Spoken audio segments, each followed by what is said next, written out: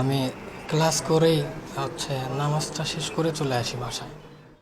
বগুড়ায় মায়ের হত্যাকাণ্ডের সন্তান এমন একটি মারাত্মক ভুল প্রেস রিলিজ দিয়েছিল র্যাব। বগুড়ার দুপচাচিয়ায় উম্মে সালমা নামে এক গৃহবধূকে হত্যার দায়ে সাদ বিন বাশিরকে তার আপন মায়ের খুনি হিসেবে মিডিয়ার সামনে সম্প্রতি উপস্থাপন করে র্যাব।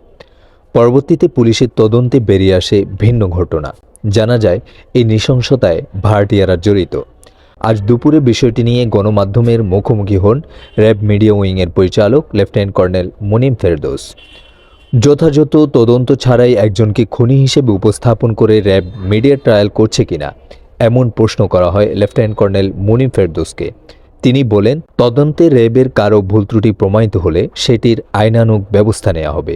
উল্লেখ্য, আলোচিত এই হত্যাকাণ্ডের সঙ্গে জড়িত থাকার আলামত পেয়ে গত সোমবার রাতে উম্মে সালমার ছোট ছেলেকে গ্রেপ্তার করে র্যাব।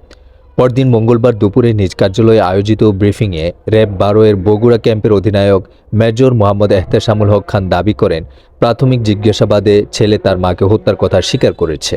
অথচ পুলিশের তদন্তে বলা হয়েছে এটি সম্পূর্ণ ভুল ছিল। ফ্রিজ উঠানোর পরে দেখতেছি মা ভেতর মুখ বাঁধা, হাত পিছনে বেঁধে রাখছিল, মুখও বাঁধা ছিল, গলায় হালকা ফেসের মতো ছিল। তেমন কিছু চাওয়া নাই, যে করছে আল্লাহ বিচার দেব। আর আমাদের আল্লাহ যেন শহীদের মর্যাদা দান করেন, মাকে জান্নাত নসিব করেন।